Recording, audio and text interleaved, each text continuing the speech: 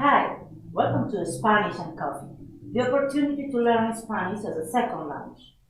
In this lesson, we are going to learn how to use the verbs ser and estar, which corresponds to the verb to be in English. Okay, first of all, ser and estar are verbs that we don't consider as actions. We consider them as copulative verbs. That is, verbs that serves to join the subject with some attributes. First, what is the use of the verb ser? Ser, that is the verb to be in English, is used to join attributes to the subject when these attributes are permanent. That is, the person always has these attributes. For instance, when we say Carlos es estudiante. Carlos is a student in English. That means that Carlos, in this moment in his life, for a long time, is doing studies in something. He's a student. Carlos es estudiante, verb ser. The second verb of to be in Spanish is estar. It's also a verb that we use as copulative verb, but the sense of estar is an attribute that is punctual in the moment you are talking. For instance, Luis o la pieza está sin colocar, just in this moment. The piece is out. When we use the verb estar, we need to take into account the condition of the subject is exactly in the time you are talking. Okay? When we have to use ser or estar in Spanish. We use ser when we are going to talk about physical appearance or a trait related with the character of the person.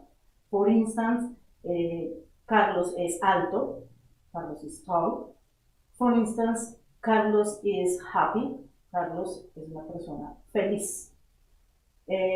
The other use of ser is when you try to talk about identity or permanent features of the personality. For instance, ella es María. It refers to identity. She is Maria. Ella es María. The third use is the relationships. To talk which relation have the person we are talking about with the person he's talking. For instance, María es mi hermana. Maria is my sister. There is a relationship that Maria has with the person who is talking. And the fourth use of the verb ser is to give dates, to give seasons, and to give time. For instance, son las 4. It is 4 o'clock. Estar, by his side, is used when you are talking about mood or health situation at the moment. For instance, Carlos está enfermo. Carlos is sick. Other use of estar is the momentary appearance or features. For instance, Nelly está gorda. In this moment you are talking, Nelly is fat, but probably at future she isn't.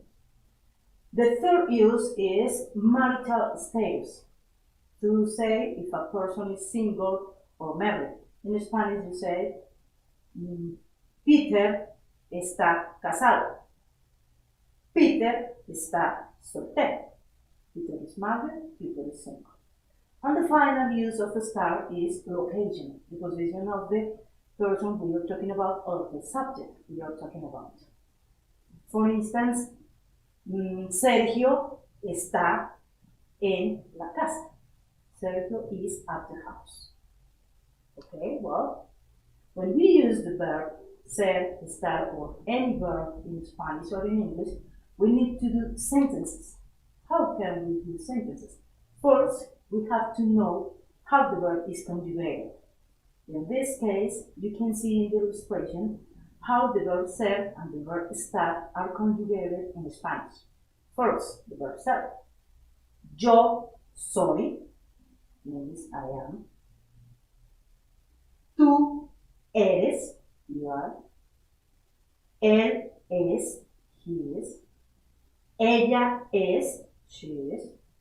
Nosotros somos, nosotras somos, male or female, we are. Vosotros sois o ustedes son. And finally, ellos son. In the case of the verb estar, we say, yo estoy, I am. Tú estás. Él está. Ella está. Nosotros, nosotras, estamos. Vosotros estáis. Ustedes están. Ellos o ellas están. You can see this conjugation better in the web page when we have the course in the platform. But in the illustration you can see the but conjugation of ser and estar in Spanish, which corresponds to the verb to be in English. But how to do sentences? When we know how to conjugate a verb, we also need to do sentences. Sentences may be affirmative, negative, or interrogative, exactly as in English. The affirmative sentences in Spanish have the structure subject, verb, and complement. The verb have to go conjugated, take into account. Then you can see affirmative, subject, verb, complement. In the example, Pedro está enfermo. Pedro is the subject, está is the verb, enfermo is the complement. Pedro es detective, for instance. The negative ones. When we are going to do a negative sentence in Spanish, we put the particle no before the verb. Subject, no, verb, complement. Pedro no está enfermo, for instance. And finally, the interrogative form. Interrogative form is a little difficult for English speakers because in English you have a different structure to do questions. But in Spanish, the questions are recognized by the pronunciation, that the structure is similar to affirmative sentences. Then, the change is in pronunciation. In affirmative, you say, Pedro está enfermo. In interrogative, you say, Pedro está enfermo. Listen. Affirmative, Pedro está enfermo. Interrogative, Pedro está enfermo. That's the difference. It's a little difficult, but you can learn it with practice. Try to practice so much the pronunciation of affirmative and interrogative sentences. Okay. Finally, in this lesson, we have to take into account a meaning that the verb to be has in Spanish that is not the same use that in English.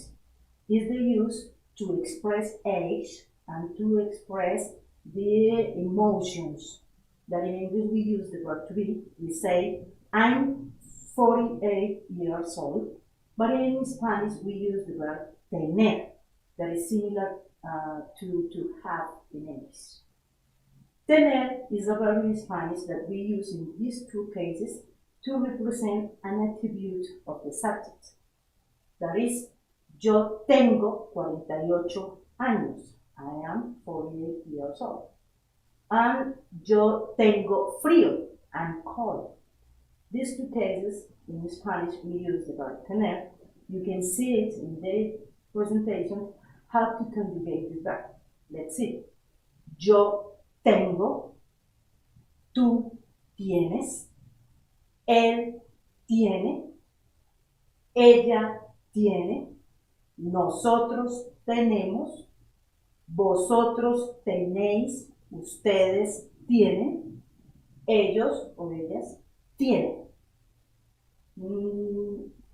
A little later, we are going to see the verb tener with the sense of possession, but in this case, the sense of tener is similar to the verb to be in English for age and emotional situations. Take into account.